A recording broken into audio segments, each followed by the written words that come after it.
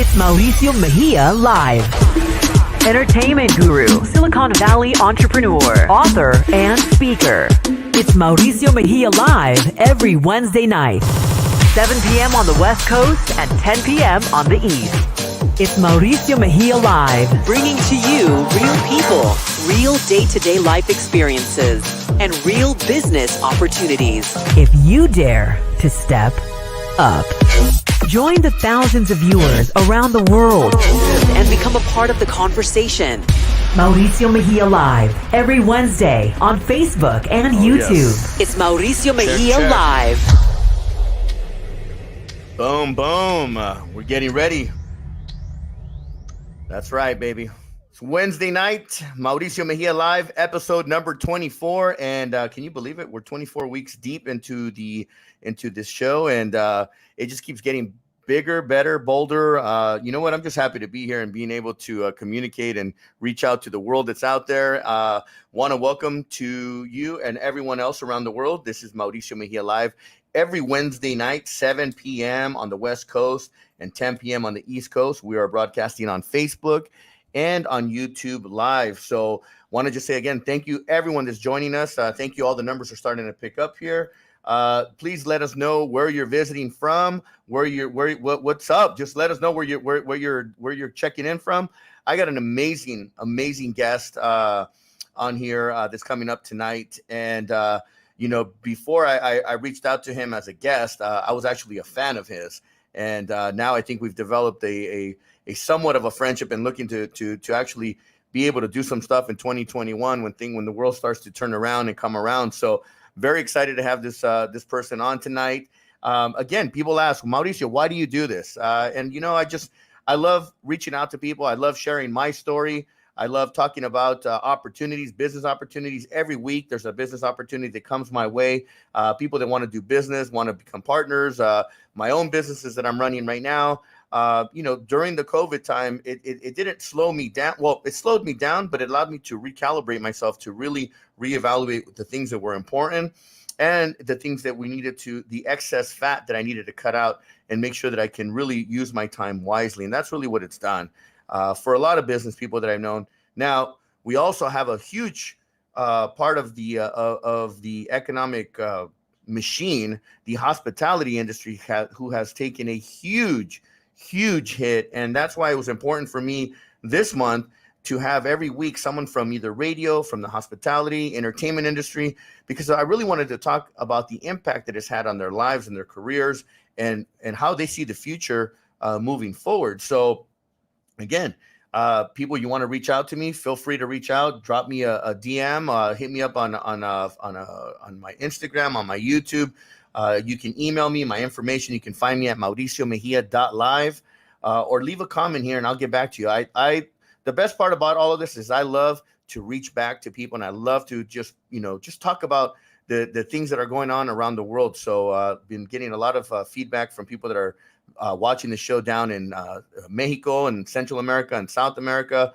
Soon we'll be back on Latin Live. We're on Facebook jail right now because of copyright infringements that we got hit with, which is a bunch of bullshit right now. But hey, we hope Facebook can fix it and figure it out because they're flagging music with the wrong licensing and all this other stuff. So anyhow, I want to get straight to my guest tonight. I don't want to make him wait any further in the back. It is an honor. It's definitely a pleasure to have him and sharing his evening with me tonight and with all of you. He's an entrepreneur. He has one of the largest podcasts in the nation. He's the founder of the BPM station, and that's one of the things that really caught my attention a long time ago. And we're going to talk about that because my first interaction with who he was the Afternoon Delight pool parties that were in Miami. I'm a big fan of Miami, and I love Miami. Miami's like my second home.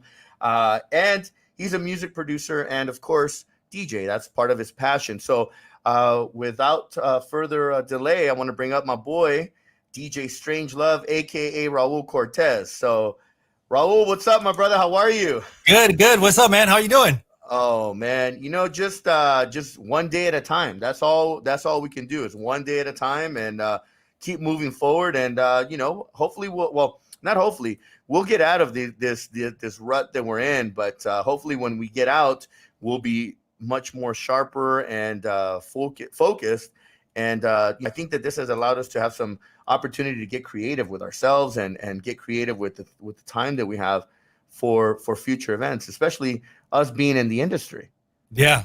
I mean, so much has changed in such a quick span. Everything.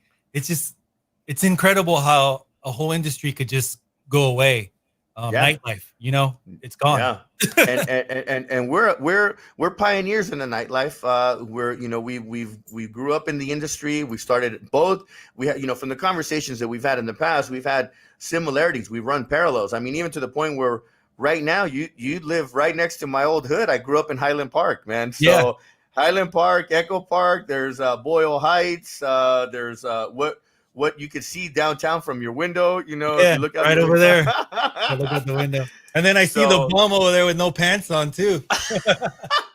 Oh man, LA is crazy. I mean, it really is, man.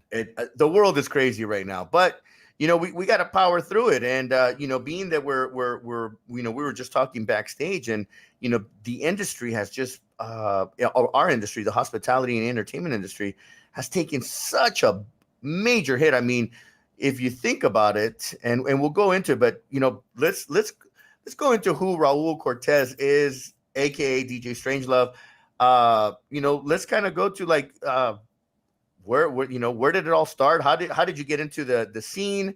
How did you come up with the name Strangelove? Because when I think of Strangelove, I think of Depeche Mode. So that's 100% where it comes from. I grew up in Ontario, California, Pomona area, running around all over there. And I had a stepsister when I was, 10 years old. I got a stepsister, and white girl. So, we were, she would come and hang out at the house, and she would play these records, and I would hear the music that she was playing, and it was like Stones, Rolling Stones, and John Cougar Mellencamp. Then she got into like Oingo Boingo, and she got into like Depeche Mode. And so here's this little Mexican kid who's only listened to whatever my mom and like my primas were listening to. But I remember that my stepsister and my cousins were the ones that kind of introduced me to the 80s stuff. And so, I became a Depeche Mode fanatic. And so when it came time to pick a DJ name, because it's funny, because it all really started from playing 80s records at parties, because I would steal my sister's records and I would go play they called it K-Rock flashbacks, even though it wasn't even flashbacks then. You know what I mean? They were still new. Current music. Yeah. But I was a fanatic of Depeche Mode. And really the name just came from there. I remember somebody was like, okay, someone once was like, okay, Mr. Strangelove over here, Mr. Depeche Mode, everything. And it just kind of went from there. And I tried to change it. I went to a RSL Corleon, which was kind of like a name I put on myself when I it's so crazy when I really think about how all this kind of developed my nicknames. And I was telling you earlier, I work at Paramount Pictures. And I was a fanatic of The Godfather. And I tried to use that name. But I would be in the mall and people would be like, yo, Strangelove. And I'll be like, oh, damn, they spotted me. They called, and I could never get away from the name. Well, so I love the name, man. And I think that it's been, you've done an amazing job at branding it. For me, when I think of I think of growing up when I used to listen to K-Rock. The stations that I listened to back in LA were Power 106, obviously. We used to listen to Power Tools, and we used to listen. I mean, for me, the growing up in LA, the 80s and then 90s, really when the music revolution, the scene really started to really take off for the next generation, because we were coming out of the 80s and that whole disco era. Mm-hmm. But house music really just taking off, and then just being a part of the roots, the pioneering, being around the guys that set the tone. And by the way, we got Modern Romance in the house tonight. He's in here, said what's up in the comments. I don't know if what's up, Modern. But you got guys like Tony B, DJ. For me, one of my favorites was DJ La Rock. La Rock is great. Larry. Richard Vision. Well, back then it was Richard Humpty Vision. Now it's Richard Vision. But there was so many, Tony Largo. There was, again, all the different raves and all the different parties that were going on that set, planted seeds when I was growing up.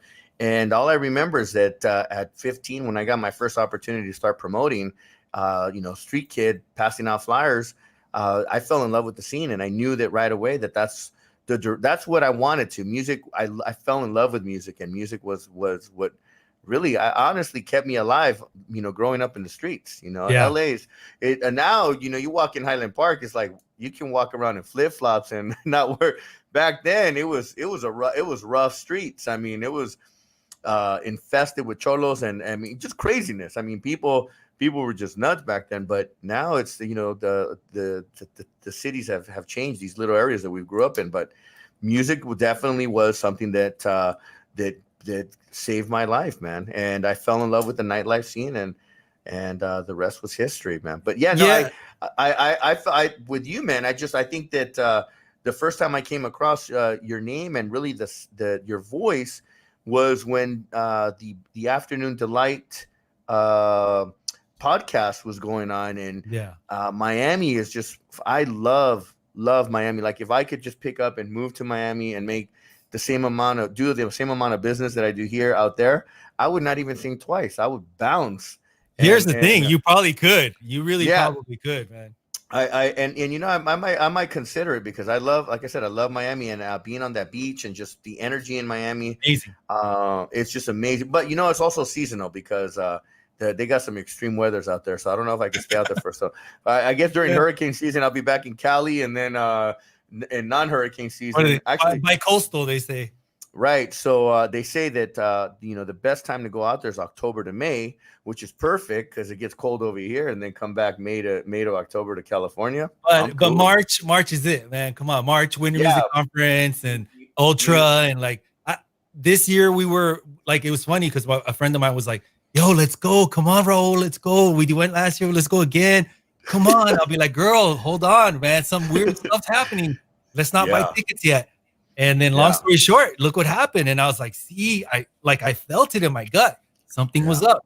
And it's funny you were saying about how the music.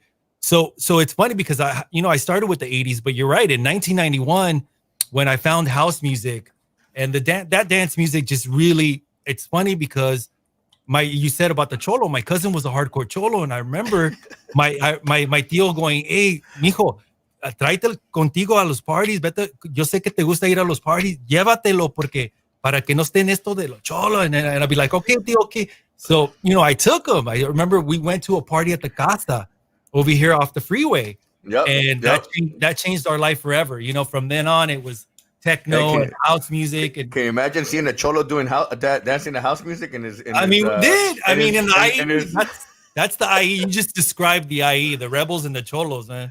House music, man. Though, Hey, I gotta tell you, man. Oh shoot, up in here. Hold on for a second. Can you hear me? Yeah, I got you. We still got you. All right, hold on for a second here. Something happened. Of course, it's gonna happen today. We're about to have a hot show, and this thing has to. That's the way of the world, man. That's how it works out. Give me a second here. Let's reboot this camera, and we'll make it happen here. Hold on. Boom, boom. I'll put the radio on the station so we'll advertise. There it is. You're back. He's back. There we go. All right. By the way, what's up to Tony B? He just logged in right here. Tony B in the house. We were just talking about you, my brother. Your ears must have been burning.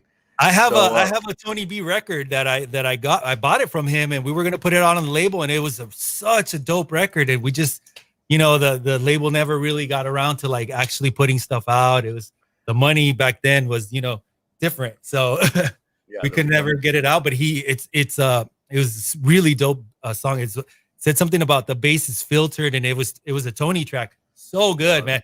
He's one of the dopest producers. Like unsung hero producer. People don't even know. Like they know, but they don't really know. Yeah, we had Tony B on the show, and we were talking about just the whole the pioneering of the industry, just all the different stuff. I mean, it's just crazy, man. When we start thinking about where we were and where we're at now. Yeah, it's a crazy time to see and think where we're at right now. I mean, this is just It's a new world. about like, yeah, I mean, when we talk about like Pascual, these are guys that I grew up with when we were young. We were in the game, started Insomniac. You got people that are just have put their heart and souls into these big massive festivals, and now we're having to rethink things. But hey, man, you were just sharing with me backstage there the day. What is the day? Day trip festival. Day trip. Adam and Pascual kind of joined up on that. Pascual's done amazing things. I went to EDC Orlando. I went to EDC Mexico. It's just we were gonna go to a festival in Guatemala. I was gonna go with Adam. I'm like, Adam, you're DJing in Guatemala? He's like, yeah. I'm like, I'm going with you. He's like, dude, please, I need you to come with me. I was like, all right, man, done. And then it got canceled.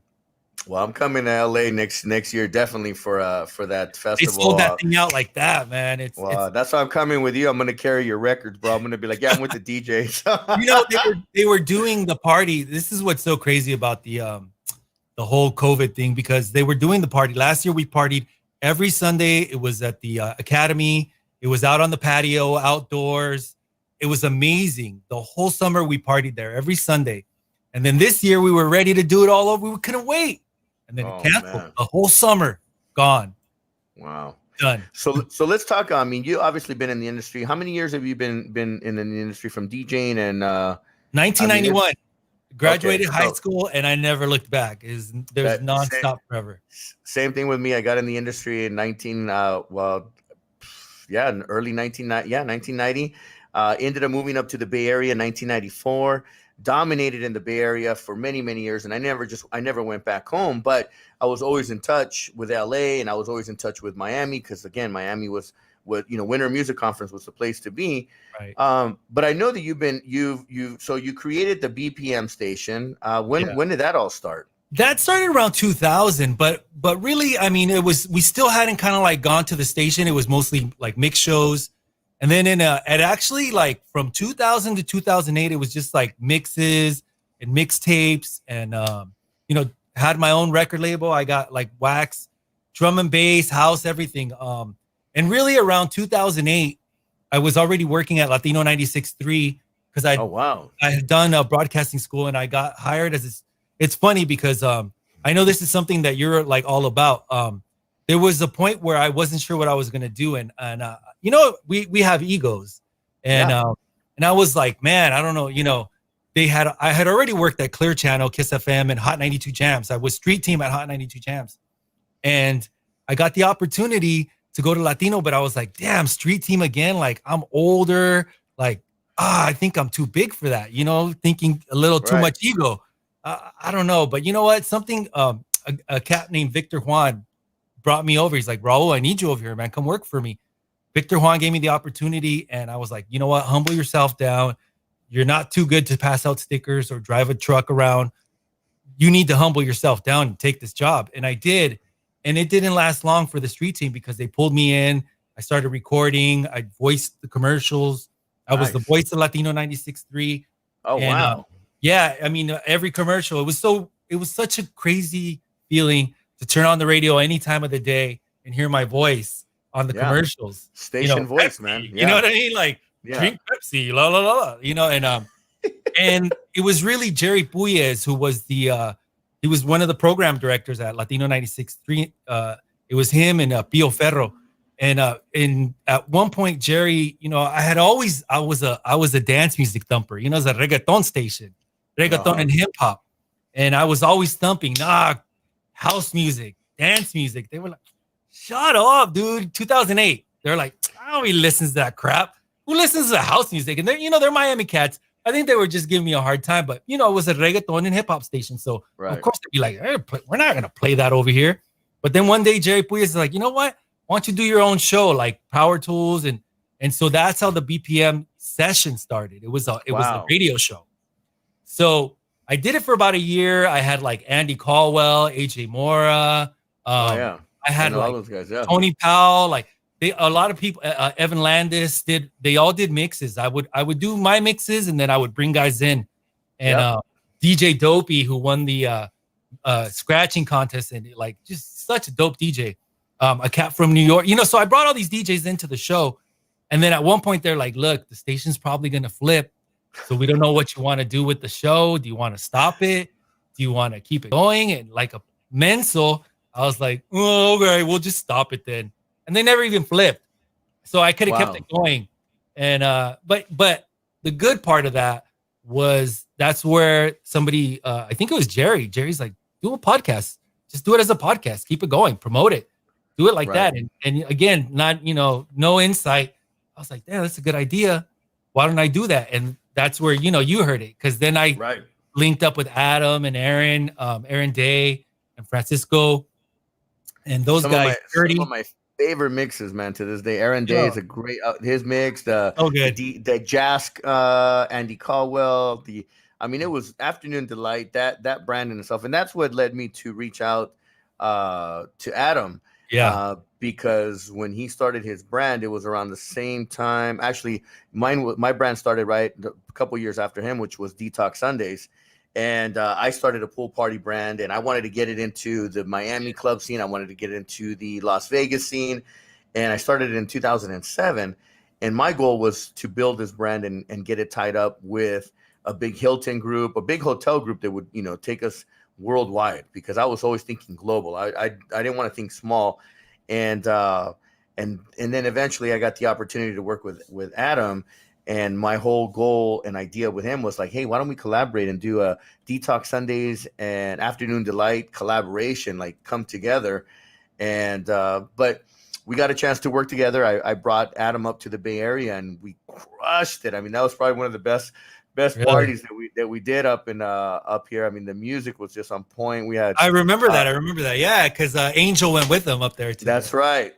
She came up, and I mean, it was she even had a great time. I mean, it was rooftop Fairmont Hotel, downtown San Jose. You're in the heart of the Silicon Valley, but it was some good times, man. So let me ask you, what was the inspiration that got in that developed in you? I mean, aside from growing up and music, I mean, was there something that was a calling? I mean, it just kind of really it was just going to a rave and having that experience and seeing, what it always was for me is the music. Of course, I always knew that people weren't hearing this music that I was enjoying so much, and I felt like that was my calling, is to spread the music and let everybody hear it. And school, like I said, like my deal would say, bring your primo out with you, man. Show him that there's something else other than this lifestyle that he was choosing. And then my cousin Stutters, they call him Steve Stutters, Victor, his real, because we thought Brad Baker and all these were fake names. We didn't know that these guys, that was their real name. So we thought we had to give ourselves nicknames, Hollywood names and shit. But Stutters, he really did. He left the cholo life and he started doing lighting, and he started doing lighting for raves, and he had a big kilowatt laser, and he would do lasers at raves. So it really did pull him out of that. And we all loved house music, and it was, come on, 1991. We're talking about, that's when Strictly Rhythm and Nervous and like all those labels were, just all the Eric Murillo stuff, rest in peace. But like all that music really, like it just started there. And then, you already had Frankie Knuckles and all these cats that were just amazing. So the music was a big part of it. Really just sharing the music. That was the most important thing for me. Well, music is universal. It's a universal language of love. And house music is a very, very it's a very happy sound, and it's very deep. The drums, it beats into your soul.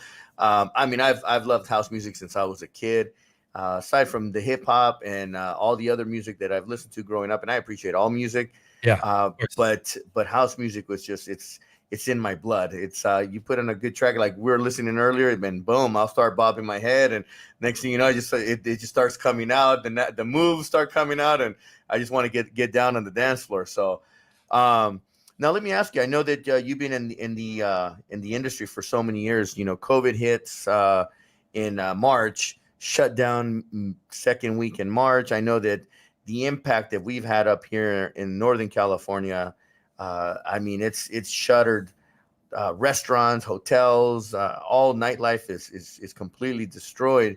And I know that LA went through it, but there's also part of the nightlife, the entertainment sector that really got destroyed is the gentleman clubs and that industry. And I know you dominated. I can just imagine your voice at these clubs already.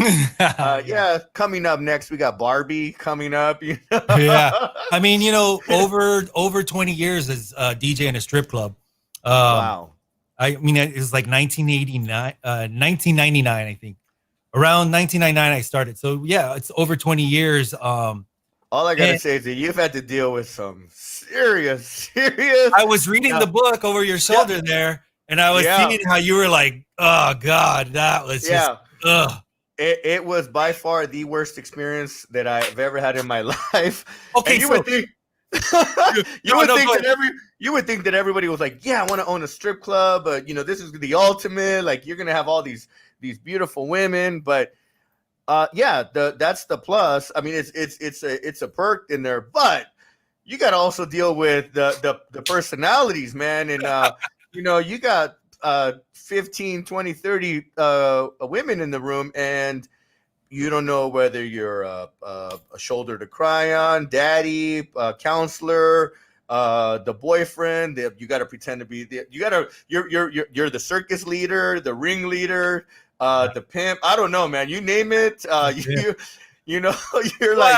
I was reading your book, and that's what you mentioned in the book. Yeah. And it's funny because I think what happened with me is I definitely felt the way you did, but I was able to stay in long enough to where I started to realize, you know what? I know that a lot of the girls have a hard life. Yeah. The drugs, the drinking. I mean, so many different. Some girls are just trying to make it. Just trying to feed their kid. Some girls are trying to put themselves through college.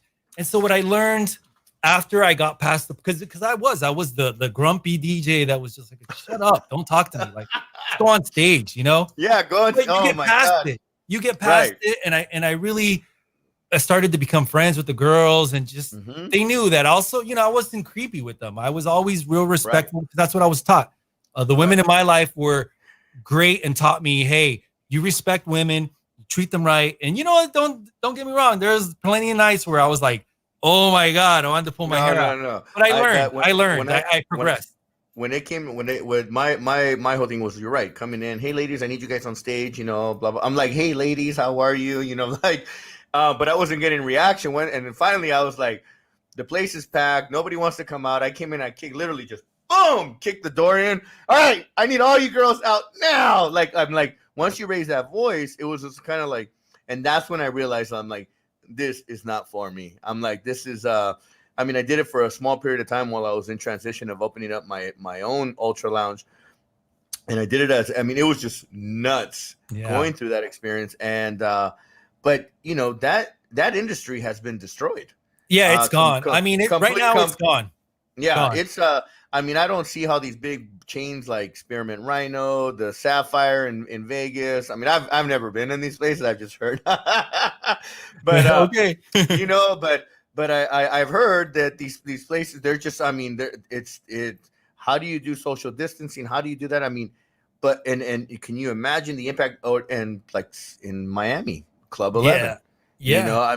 That thing was like, there's like literally like 5,000 people in that nightclub. Is bananas.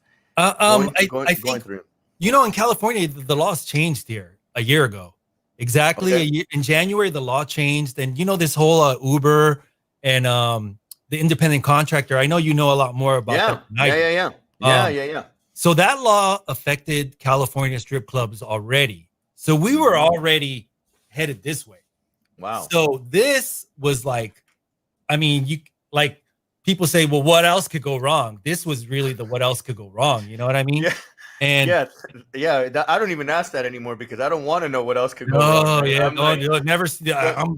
I'm mad at myself that I even said it out loud right now. But 2020 has just been back to back, like it just nonstop. I'm like, man, we got the world got hexed because again, we're having to recalibrate ourselves. We're having to rethink, how are we gonna come out of this and turn our upside down. With just how are we gonna turn it around?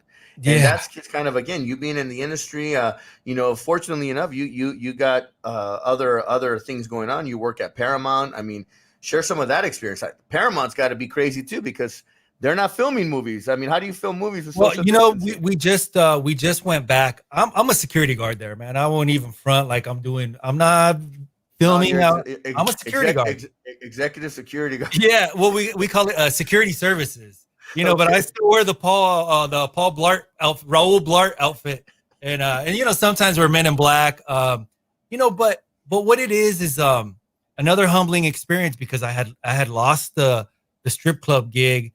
That's how I ended up living with Adam. Adam was my roommate. Adam and I were roommates, and I had lost the strip club gig, and I needed a job, and Adam had posted somewhere like, I need a roommate. If anybody needs to like rent a room, hit me up.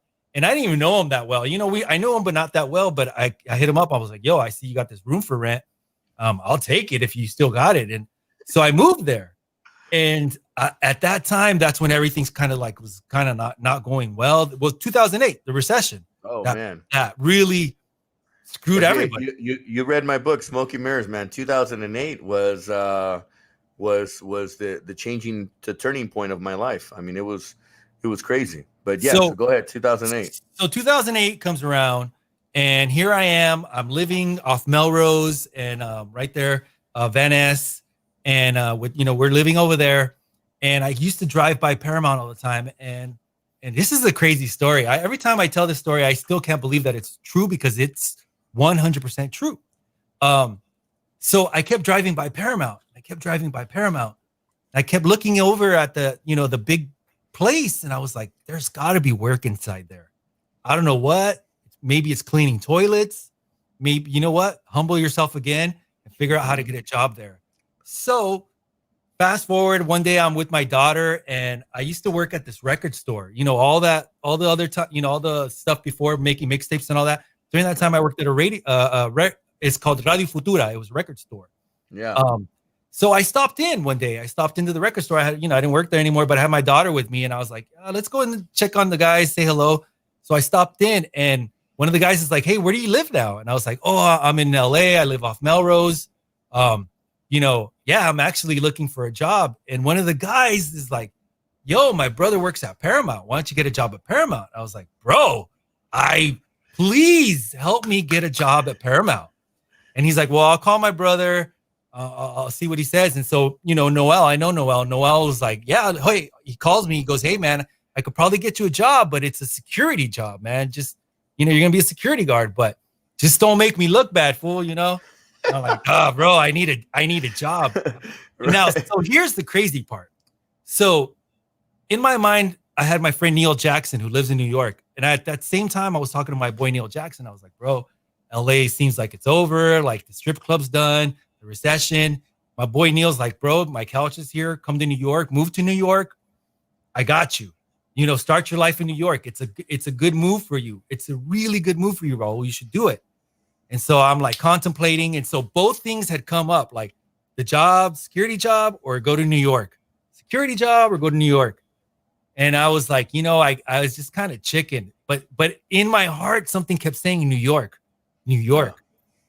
But I was like, you know what? I'm going to do the security job. And if I hate it and I don't like it, I'm going to leave it. I'll just leave it and I'll go to New York. I'll just close up shop, forget it. So I take the job. So first day at Paramount, they're like, all right, your assignment, you need to go back to the back lot. They call it the New York Street back lot. And I was like, what? What are you talking about? They're like, oh, you didn't see it? And I was like, well, yeah, but I didn't, they gave me a tour, but I hadn't seen it.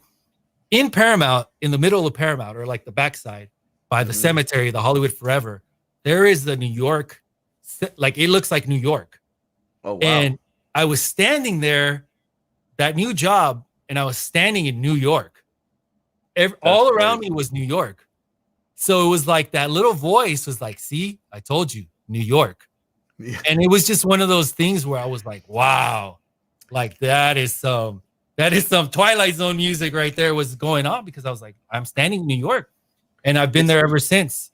Wow, man, that's got to be amazing to be a part of the Paramount experience as well. I mean, you get to see things that nobody will ever experience. I mean, Never. unless you, yeah, some, I mean, you don't have access to that kind of stuff back there unless, you know, I mean, you're in with somebody. So like 6 feet away is like Michael Bay doing a scene, and you're supposed to just stand there. You're like, they're not even like, hey, go away. Like, yeah, your job as a security guard is to stand there and watch and make sure nobody approaches. They're like, you know, so you're right. It's like what college would I go to where I would see something like that or learn? Right. I've learned so much about the movie industry and lighting, like everything. And it's just from being a security guard and watching all this stuff happen. And just so many things that like you meet people that you're like, oh my God, you're that guy. And here's another crazy part of that story is when I was a kid, like I told you, RSL Corleon, you know, I was like, that's with The Godfather. Never realizing that poster on my wall, my whole childhood, said Paramount Pictures on the bottom in my bedroom. That's crazy. And then so you were already manifesting things into your life, man. So isn't that crazy, right? Isn't that crazy? You know, we throw it out to the universe, and you know, words are powerful. That's one of the things that, you know, when I get on my show and I talk and I have guests, you know, we want to talk about, and then we'll flush things out, and then things start to come out like what you're sharing right now. It's what I tell people when I, you know, in business.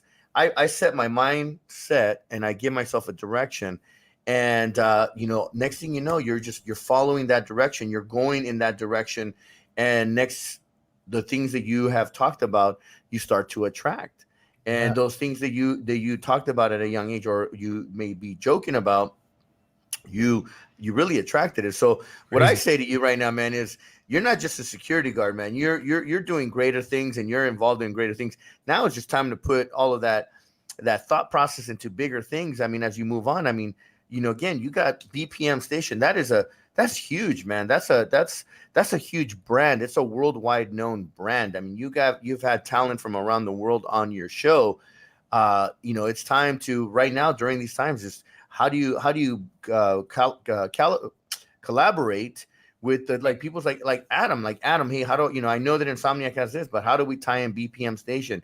You know, how do you take yourself to that next level so that you know, it's not necessarily about always being humble. You're a humble person already, but you gotta, again, you know, you gotta grow, man. And this is an opportunity right now to take all the things that you've had and take it to the next level, man. I mean, you're an entrepreneur. Obviously, you don't just, you know, you don't. BPM Station isn't just a thought that you didn't put any action to it. So that's part of it. You got business skills in you. You got relationships in you. I mean, you got all these people that you're surrounded. How do you take it to the next level? Right. And that's kind of what we've been talking about. We had a great conversation a while back, and that conversation was probably at least an hour minimum. Yeah. And we talked about how do we bring our resources together, and how do we work together? I mean, how can we get BPM Station? You know, yeah, it's cool having it on the underground, but we can keep it underground and go either further out. And then how do we tie it in? Because I wanted to always do a podcast with Detox Sundays. I mean, I thought that was a dope brand. And how do we collaborate it? So now it's just a matter of navigating. It's like playing chess. You know, you got to start strategically moving your pieces on the board. You know, again, you've positioned yourself pretty well, man. It's now just time to take it to the next level. But you know, but also here's another thing that I realized with this whole thing is the silver linings are I had the time finally to finalize it and really get it to where I wanted it. Because and that was always the thing, is I never wanted to present it to the world the way I am now until it was ready. And it wasn't ready, and I knew it wasn't ready. And the great thing about Paramount and the great thing about the strip club, both of those allowed me to go build those relationships, because I was able to go to Miami. I was able to go to EDC Mexico, and I was able to go to EDC Orlando and, you know, like hang out. And Adam really just brought me with him. You know, I'm very grateful for him. You know, people were like, oh, you moved in with him so he would take. I'm like, no, I just needed a place to live. But Adam was, you know, because he could have easily been like, fuck no, stay home, man. I'm not taking you nowhere. You know, like, stay home, bro. I don't, you know, watch the dog. But no, he was like, let's go, bro. Let's go party. And we partied, man. Oh my God. Oh, you know, I can't even imagine. I don't even want to begin to imagine. I can just imagine traveling. But it was the music. It was just the music. The music. We both like, see, when I met Adam, like, he's just playing like deep house. And I was like, who the hell is this redhead kid playing deep house? So proper, so good. And that talk about somebody with ambition and just knowing what he was going to do. That he's always had that. So it's like, I'm so grateful. And you're right. This is the time for me to like now take it to the next level. But it really, COVID is this whole, unfortunately, you know, people have been lost, and it breaks my heart. I lost family, but it's been the ability to do these things and to build my website. And, you know, I had to work all the time. So it's like a catch-22, because you work so hard and you don't get the time to do it. But this kind of like was the fort. Like, it's like the universe being like, nah, man, we got to stop and do this. Yeah. And you know, you just said it. The universe has basically stopped, slowed things down. And now for everybody that's been procrastinating and holding off on things that they need to do, now it's time to take action and really take it to the next level. I'm telling you right now, man, for me, coming out of the, when I don't even want to say coming out, just going through this experience has only sharpened me a lot more, and it's prepared me for what is yet to come. And, you know, the struggle is real. I'm going to tell you that right now. People that think that creating a business or starting a business or running a business is simple, they're crazy. I mean, I had a great conversation today with one of my teammates, and I said teammates because even though this person works for me, I consider them a teammate, where I told her, I said, look, do you want to act like an entrepreneur, or do you want to act like an employee? An entrepreneur is a business owner and operator. An employee follows, you know, what directions and what you know, what the directions that the boss gives them, or the employer. And she says, no, I want to be a boss. I want to be an entrepreneur. I said, then look, follow my lead. I said, and I promise you, you're going to learn. All I need you to do is just open your mind and just listen to what we're doing moving forward, because, you know, there's a lot to learn when you listen, and you open your mind so that you can start to apply some of the things that you've heard, and you apply it to yourself moving forward. So it's just crazy, the mindset, you know, right now we got to have a strong mindset to get through these hard times, because these are tough times. I mean, trust me, it's not always, you know, rosy. I mean, there's moments where I wake up or I'm just laying in bed and I'm like, fuck, do I need to get up? I mean, I can't do this anymore. And then that little voice, I have to shut it down and be like, no, you're getting up, motherfucker. You got to go. You got people that are counting on you. People are depending on you. You got a big plan. You wanted to do big things. Well, these are the things that are going to get you to do those big things. You got to power through. Yeah. I mean, it's so true. You know, like I was telling you too, I had this whole situation with my jaw. I had a broken, like this time last year, I was getting ready to go into the hospital for them to like fix this hole in I had a piece of my bone was cut out of my jaw. And it's crazy, because if I hadn't gone through that experience, I don't think I would appreciate everything that I have now. And even with this COVID thing, like, you know, everything happens for a reason, and you're right. And you know, the thing is, you have to have the right people around you too. You know, you just said it. You have this partner, or, you know, somebody that, you know, is ready to go to that next level. And so it's about building those relationships. And I really was able to build relationships through everything that happened to me, to get to this point to where you're right. Now I'm ready to collaborate. And that's how we were talking, and we were just kind of like discussing things. And your book, and, you know, I know that you've really worked hard to do this, what you're doing now.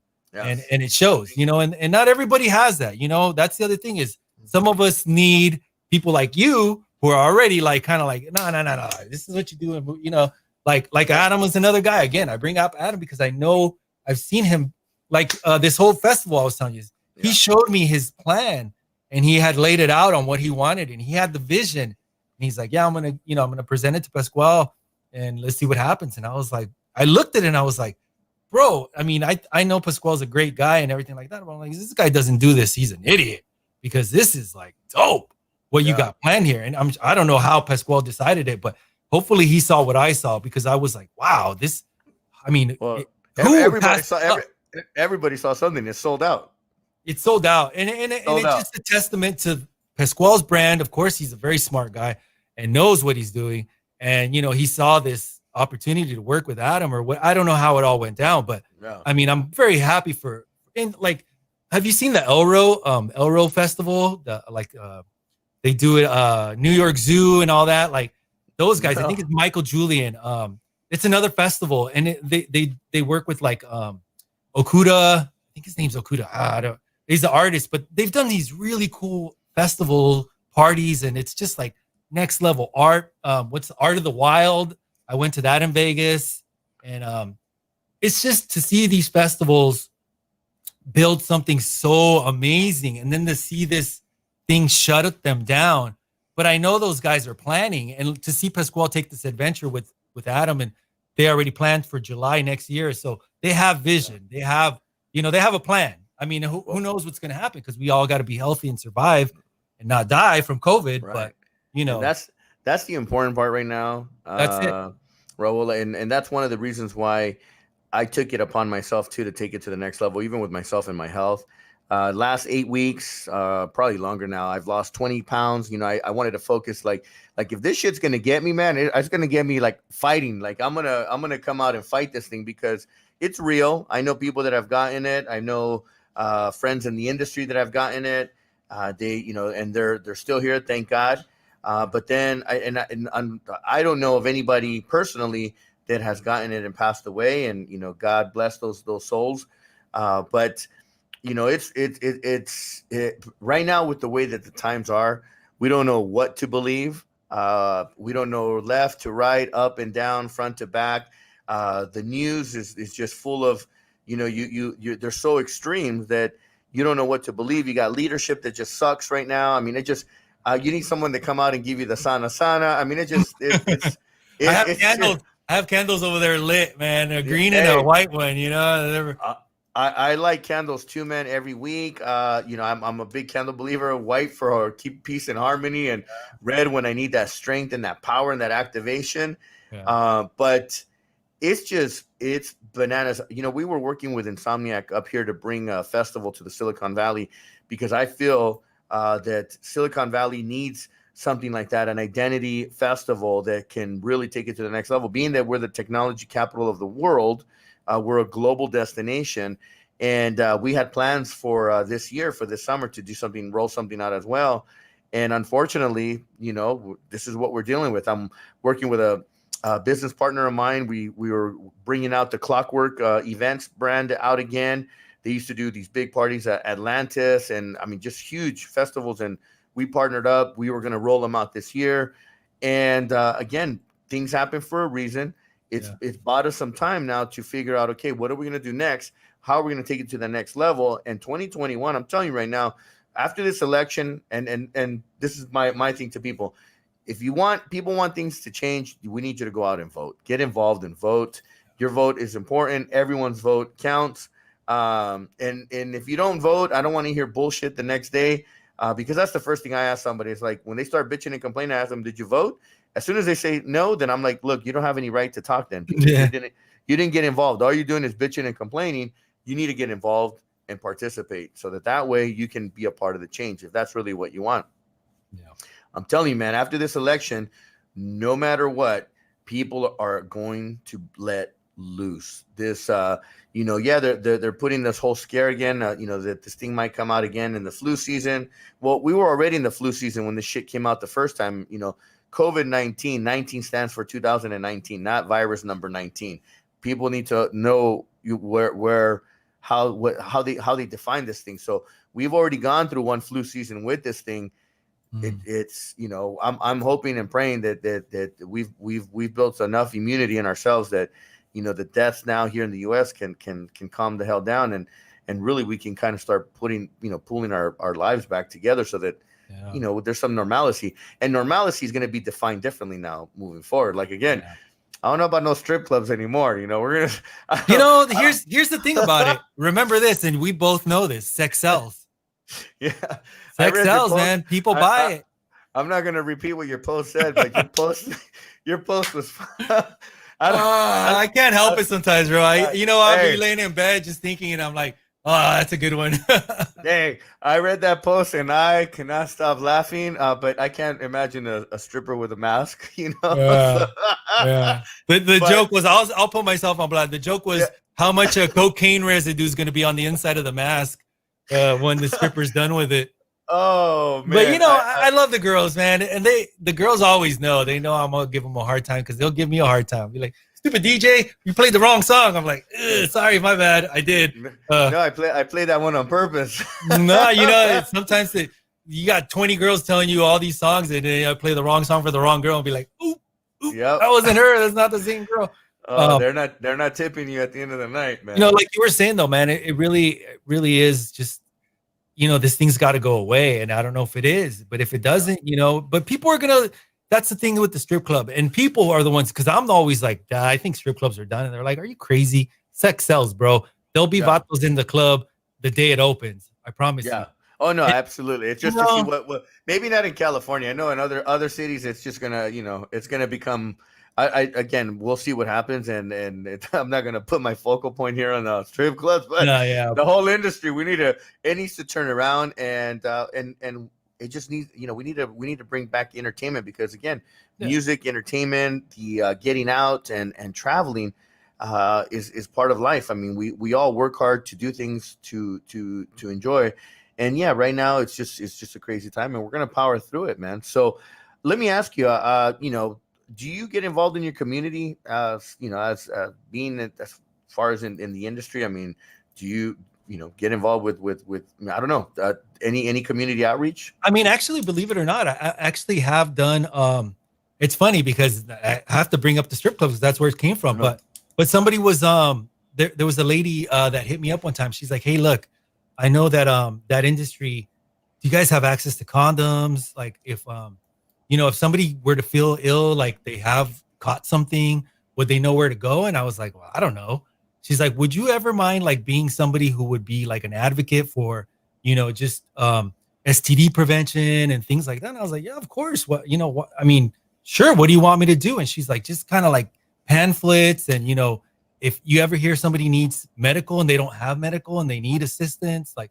So it was through that I started to learn how to mentor people. And nice. They put me through some classes on how to like just talk to people, and because what was happening is when people were getting diagnosed with different just even different things, people would find out they had diabetes, people would find out that they had an STD, and what they would do is they wouldn't tell their family, they wouldn't seek help, they would keep it to themselves. They're afraid of being shamed. Nobody wants to be shamed. And it was like diabetic people would not want to adhere to any. They wouldn't show up for the scheduled appointments. They wouldn't go to the appointments. They wouldn't do follow-ups. Somebody that got cancer. So what they taught me was to call the people and be like, "Hey, I saw you had an appointment to go see, about the skin cancer. Did you follow through on that?" And they'd be like, "Well, I didn't have time." And so it was neat to help all these different people with, and it's funny because the people that I thought that weren't gonna like accept the help actually took the help, and I was there for them, and I was able to, they call it reflective listening, to where you kind of just like, you don't tell them, "Hey, you need to go to the doctor," right? But you help them. So, how do you feel about maybe, checking in and just at least calling the doctor? Or how do you feel about, okay, well, you missed that appointment. Can we make you another appointment? And, will you go do you need me to drive? I will drive you if you need me to, and I'm not going to lie. They paid me, they gave me money. They gave me gift cards so I had to follow up with the people and stuff like that. But it really wasn't about the gift cards. It wasn't about that. It was about, helping, because it was sad, man. There was a lady that, she's a diabetic. She didn't tell her family, and she just kept eating and having bad habits, and her sugar, she would get really sick, and she just didn't want to do anything about it. And I don't really know what happened to her, but it's just sad, that some people, I don't know, for some reason, they just don't want to take care of themselves. And it's not, you can try to help them. And we tried, we did our best, but some people you couldn't reach. And that was the sad part, You can always try to help people out, but in order for that to happen, they have to want to help themselves first. You know, and it's hard. I can only imagine what it's like to be told, "Hey, you're gonna die if you don't take care of this," and then kind of like being like, "Well, maybe I'm better off dead because I'm sick already, and like I'm not gonna get better." It's so many different things, and just it was sad. It was actually really sad. And that's I kind of like did get away from it eventually because I was like, it was really sad to hear the stories of just people not caring about their own selves. Yeah. How do you make them care about themselves? You can't. That's the crazy part about life. You have to make a decision, and that's what inspired my book, Decide, Commit, Execute. Was, in order to make change and take massive change in your life, you got to make a decision.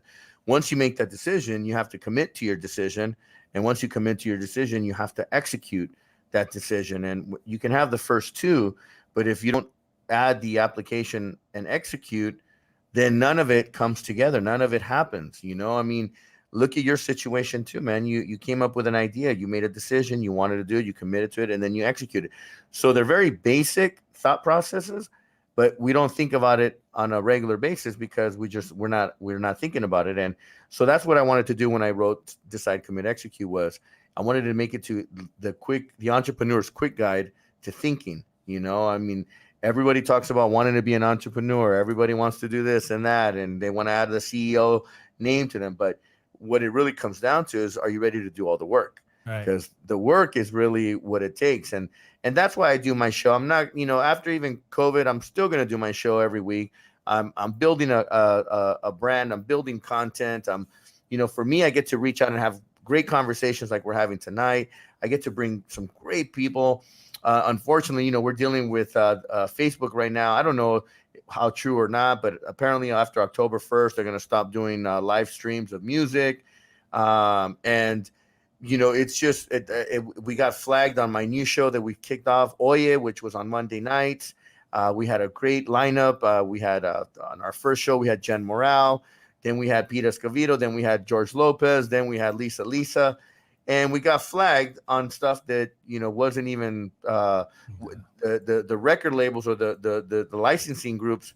Their algorithms were off. So like if you're playing a Latin song, it gets flagged by a country music label. You're like, wait a minute, it's not even country music. Like, what the hell? Really? That's crazy. Yeah, no, it was some crazy stuff. And, again, for me, it's just creating this content, reaching out, and then having some great conversations with people that, and sharing their experiences. I mean, I see a lot of opportunity. We're going to do business in 2021. I know for a fact we're going to do something. I'd love to do a Detox Sundays kind of episode on the BPS station. I'm so down. We should definitely explore that. See, I got a lot of great resident DJs that worked with me for many, many years. We got 10 years of lineup, and it'd be dope, man, just to do something like that and get to brand the brand with your brand, and then doing stuff with you. And then, as soon as I get down to LA, I'm going to come down. We're going to, definitely break some bread and go have some tacos, bro. Hey, where are you having tacos tonight? King Tacos? Well, you know what? There's a truck right over there. El Patron Taco. And then Julie's Tacos is on another truck. And then there's Mariela's, I think is right over here. So yeah, man, I'm lucky. I'm right in the spot right over here. You know who I had? I had Roger Morehouse. Roger Morehouse is from up there, from where you're at, right? Yeah. He did a podcast. I think Scott Diaz, if I'm not mistaken, another guy from up that way. I've had some guys up there. Miguel Miggs did a show.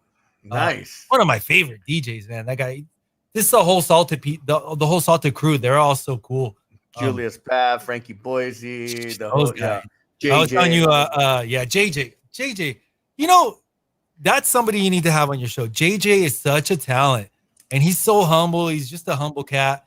But he's like not even house music. He's done amazing like folk music to like mastering. Like that guy's like a technical genius. Let me ask you, do you have a sample of one of your tracks? Do you have something you can load up really quick? I mean, it's over there, and I don't want to step away from the camera. I know there's music playing right now. Can you hear that? Let's see. We don't. Yeah, that's shot. Let's keep that off. They'll flag you for a month, and yeah, we'll get kicked off. I'll be like, Strange Love, bro. Thanks, bro. Yeah, no, I don't want to do that to you. There's a SoundCloud. If you find me on Facebook, Raul Cortes. Okay. Like Facebook again, they didn't let me put the DJ Strangelove. That's not your real name. So there's a page, Raul Cortes, DJ Strangelove. You can find me there. My personal Facebook, but I tell people not to follow me because I'm raw and uncut on Facebook. on purpose because I have a little troll side to me, and I think it's fun to troll people, which is not very popular. But I'm like, Right. you know, it's if you know me, you've met me, Yeah. my Yeah. friends know me. It's all tongue in cheek. I just like to give people a hard time. You know, Yeah. No, like why not? We got it, man. We got to give people shit, man. I Seriously. used to give people shit about the Facebook streams. I was like, oh my god, and the gardener's gonna do a Facebook stream on a set, like because everybody's a DJ now. My mom's a DJ, my tia's a DJ, but It's it no was tongue in different than cheek. it's no different than when Facebook came out and then everyone became a promoter. Yeah. So and that was the biggest game changer for nightlife for promoters was because you have 5,000 friends but that's not 5,000 people that you've touched.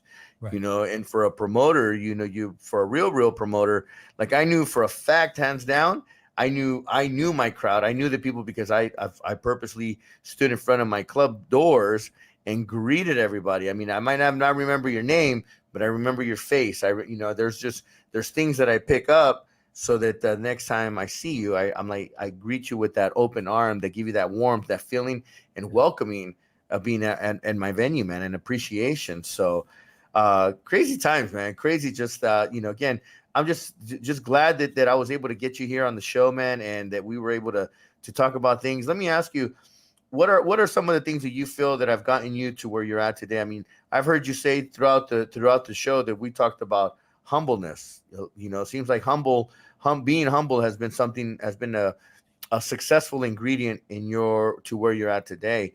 What else do you think has contributed to the things that you can look back and say, damn, man, look where I'm at today? You know what it is for me. I would say, yeah, there's some humbleness in there, but I always kind of like, it's funny because I used to hate that. I used to hate when people be like, yo, be humble, be humble. And I think the thing about it is life will humble you, whether you want it or not. You know what I mean? Hey, amen. And true story, man. Yeah. The world, if you put out arrogance and some crazy energy, man, the world will come down and it's slap hard. you It's hard down. not to have an ego because you like work so hard and you try to like build yourself up and then you succeed and you're like, all right, see, I knew I was the shit. And then, something happens and you're like, no, guess what? You're broke and you're eating ramen noodles again, Oof. and that's just the way it goes. And you have to accept it and you have to move on. And, but it's also friendships and having good people and being raised. I was raised by women, my mom, my abuelita, my tia. My stepdad came into my life when I was 10 years old, and he's this crazy white guy, like just the greatest guy, but the worst example on how to be a guy, because he was like, we would go to the market and he'd be like checking out girls like, woo, what's up, girl? Like the guy was wild, man. He's drink, but I love the fact that he did show me how to be a man when I needed it. Because, my tios would give me a hard time, like, Raul, no, eres marica, and all that, I have tios, how Mexican tios are, like, cabrón, no, ándale, con unos huevos, cabrón, and Marvin, my stepdad Marvin, was a great example because he's a white guy, and so he also showed me that it's not just Mexicans out in the world, there's white people in the world, and this is how we do things, and these are our traditions, and and they, like I said, they taught me about rock music and Depeche Mode, and I would have never known all that stuff. Like, I mean. Maybe I would have, but it was their influence and them. I learned about country music. I always liked. It's funny. One of my friends is like, "You only like blondes. You don't even like brunettes." But I liked blonde-haired, blue-eyed girls when I was a little kid. That was I'd never seen girls like that until So it's funny because you learn different cultures, and then my best friends. So I hate to say this now. It's so weird to say this now, but my friends were black. And I know that that's an influence that my boy Tony Jackson and all these guys taught me about hip hop. My boy Rodney in junior high, and you're not supposed to say, well, I got black friends, so I'm not a racist. But I'm not saying that at all. But I'm so appreciative of those black friends, my boy Aaron Melion, because they taught me another culture that I didn't know shit about. And and you have racist Mexicans that are like, no te juntes con ellos. No, you got racist. You got racist everything, man. I'm growing up in LA, for me, there was no color lines. Though those years that we grew up, you had, I mean, the early 90s was bananas. You had gangster rap, you had NWA, you had, I mean, there was, the shit that's happening right now. I mean, back then it was so much more blatant. You had Ice-T. I mean, the music that was out there. I mean, you had Cop Killers, you had Fuck the Police, you had all that shit that was just crazy.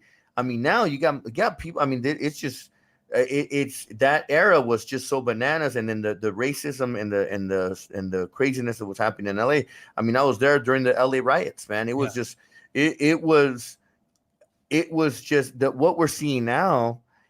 It's the amount of information is just traveling so much quicker because of the internet and social media. I mean, it's and not only that, but you're not getting all the facts. You're only getting highlights. So it's just crazy time. Very pinpointed stuff too. Like they're trying to incite you in a certain way, you know? Yeah, man. It's so right now, man, what we need to do is just kind of, and this is what I've done during this time, is just quiet all that noise, focus on business, focus on doing, the great things that I know I want to do. And then and give some good energy out, because the amount of good energy you give out, you'd be surprised how much it comes back. And just the mind is powerful, energy is powerful, words are powerful, and we got to continue to stay positive, man. So, but the main thing about the question you asked is it was the music, because I was listening to Bob Marley, I was listening to Al Green. I was listening to the Rolling Stones and the Beatles. And so, I realized that all these cultures had different music, but I love their music. And, and it's funny because I'm not a fan of banda. Like, I don't really like banda. People are like, oh, what kind of Mexican are you? You don't like banda and corridos. Don't get me wrong. I get it. There are songs that I like, but that's not, I'm a house head. Like, I go house, and then I go, and then I go hip hop, and then I go, K-rock and rock, and then maybe I'll listen to a corrido every once in a while, and when I get drunk I want some Ramon Ayala, but but that's what it was. It was all those cultures taught me something else, like and it was through music. The music was so important, and it's always been important, and I don't ever see myself walking away from music, and I just don't see it, because I love it so much, and it's taught me more than any college could teach me. That's right. Any school, it's been the school of music, and it's important to me, and that's why I want to keep pushing it forward. That's the goal, to always push it forward. So let me ask you, your podcast, is it a weekly, a daily? When does your podcast broadcast? At least the new episodes. I'm sure we can log on and probably find some of the older episodes. Okay. Yeah, the podcast is bpmsession.com. You can go just bpmsession.com or djstrangelove.podomatic.com.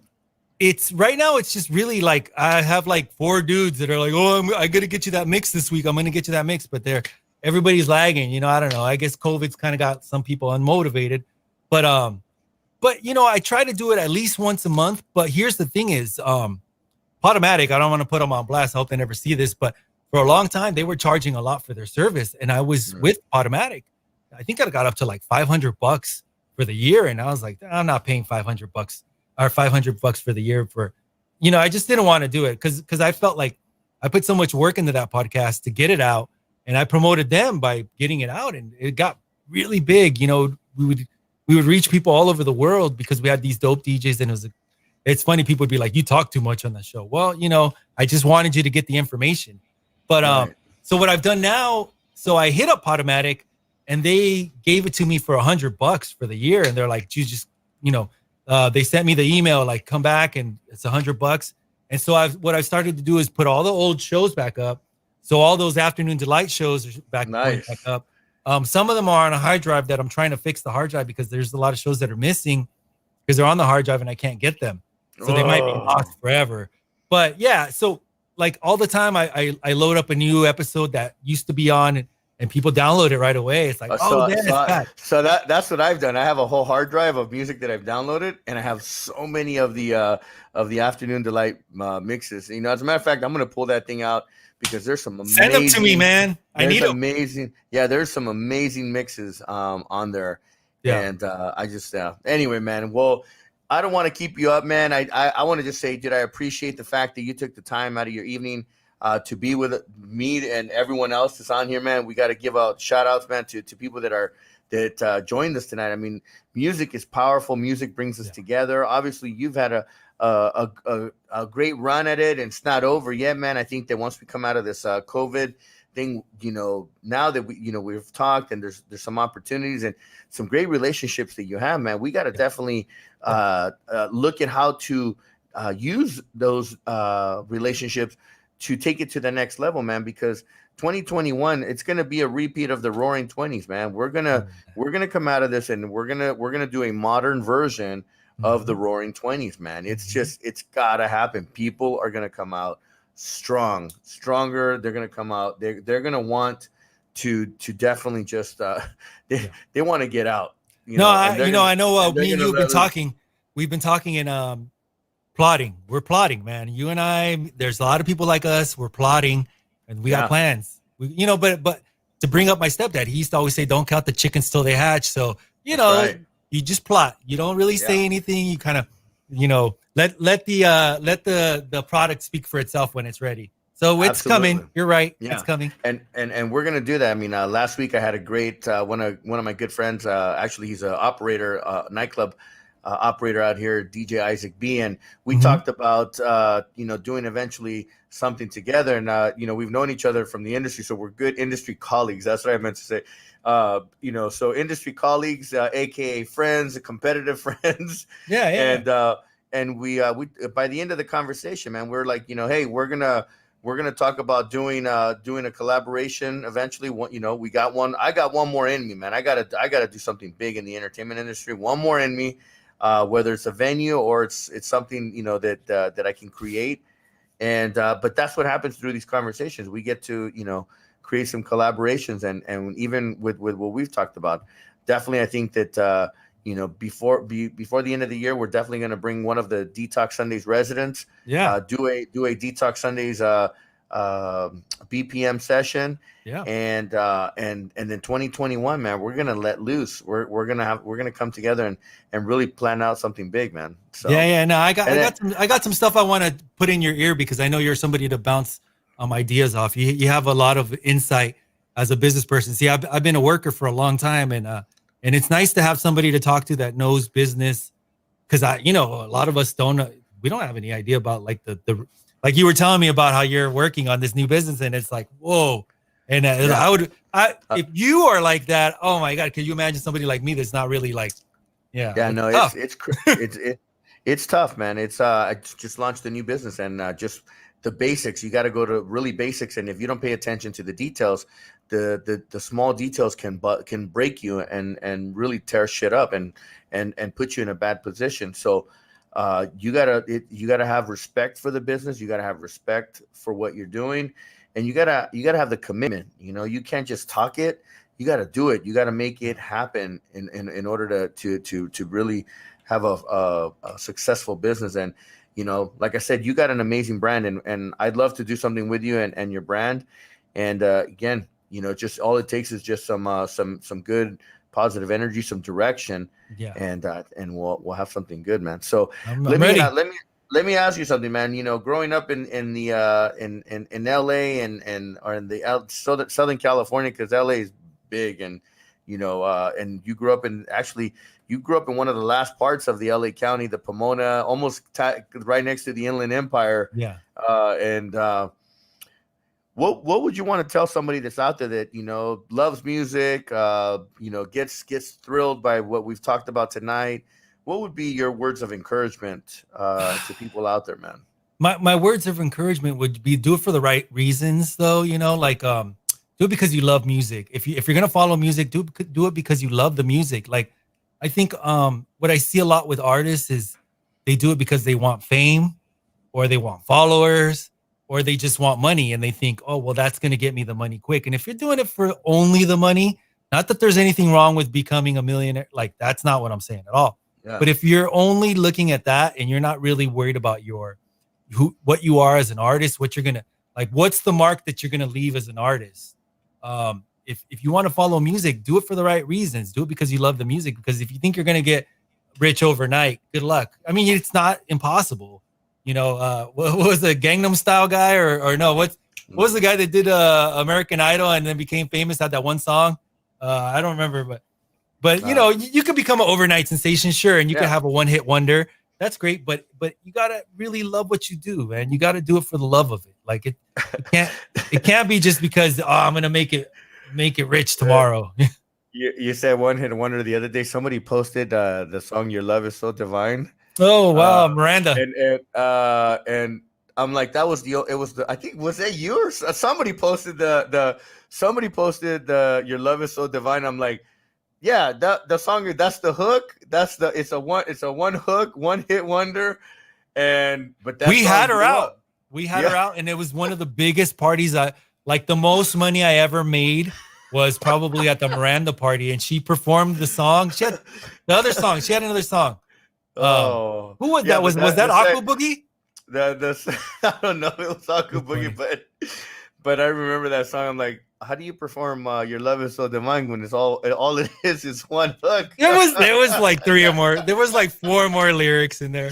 There was a little more. Well, you know what? But that's one of those tracks. Like "Follow Me," that song on the Merc records. Like, you know, Oscar G and Ralph Falcon. Every now and then, you know, like all those songs, man. Like they're timeless, man. People hear that stuff. They come running. All the tias and all the old disco biscuits run out to the dance floor for that one. It's awesome though, you know. Oh man, those are the jams, man. You throw that the Aquanet set. People love that stuff. Man, it's anyways, we could keep going on and talking about some great moments, man. Again, Raul, DJ Strangelove, brother.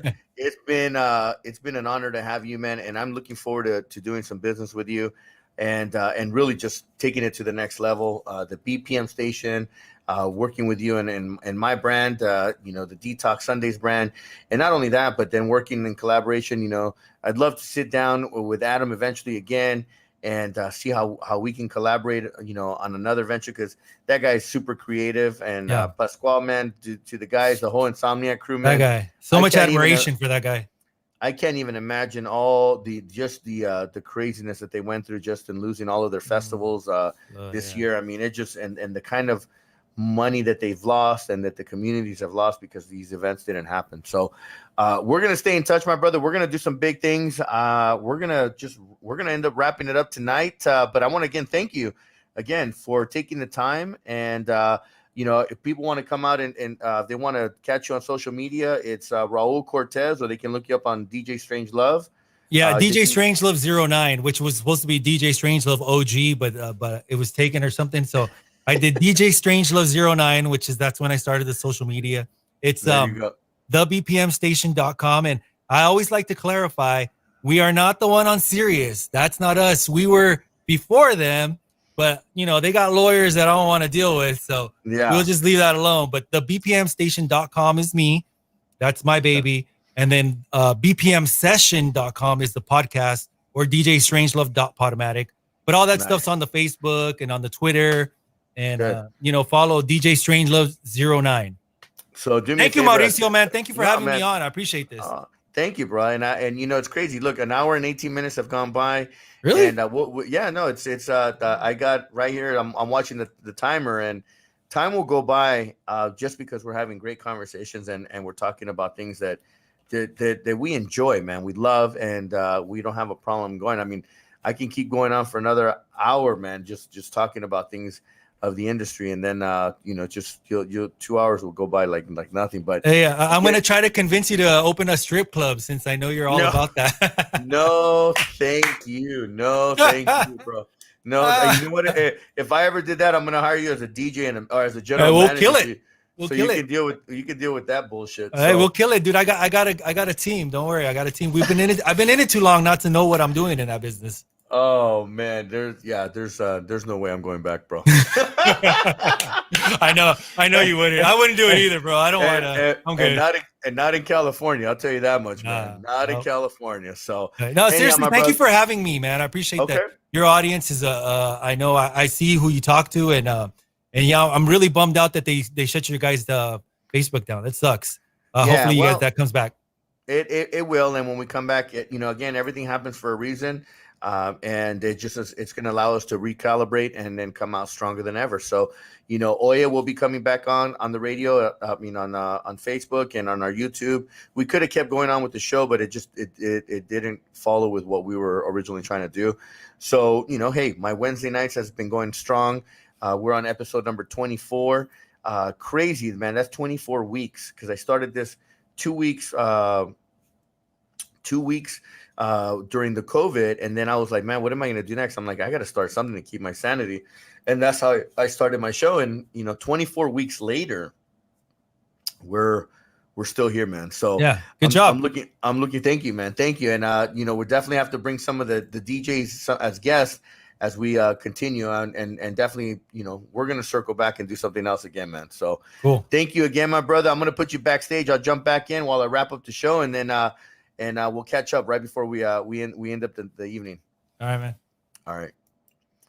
All right, guys. Hey, I want to thank everyone for joining us. It's Mauricio Mejia Live. The shows just keep getting, they can go and go because you can see the passion, you can see the enthusiasm that we have in the industry, and entertainment. It's not going anywhere. It's just we're in a small pause right now. And I'll tell you right now, all we can do is just get better at being creative, coming out with some better ideas. And 2021 is going to be off the chains. I mean, it's the people that are putting these festivals. They basically had a year off to put their thoughts together and get ready for 2021. So I want to thank everyone that joined me tonight. Definitely appreciate all the feedback, all the comments, all the personal messages that I get. I want to remind everyone that my show is on every Wednesday, 7 p.m. on the West Coast, 10 p.m. on the East. Next week, I have one of my good friends from back in the day. We used to work together in the when I was early in the club scene. DJ Jose Melendez. He's going to be joining us, and that's going to be a great conversation as well because we got a lot of history to share and talk about. So I'm looking forward to that. And with that said, I want to say thank you again, everyone, for joining. I appreciate it. Don't forget, every Wednesday, 7 p.m. On the West Coast and 10 p.m. on the East Coast. This is Mauricio Mejia Live, episode 24, with my boy DJ Strange Love. Thank you very much, everybody. It's Mauricio Mejia Live. Entertainment guru, Silicon Valley entrepreneur, author, and speaker. It's Mauricio Mejia Live every Wednesday night, 7 p.m. on the West Coast and 10 p.m. on the East. It's Mauricio Mejia Live, bringing to you real people, real day-to-day life experiences, and real business opportunities. If you dare to step up. Join the thousands of viewers around the world and become a part of the conversation. Mauricio Mejia Live, every Wednesday on Facebook and YouTube. It's Mauricio Mejia Live.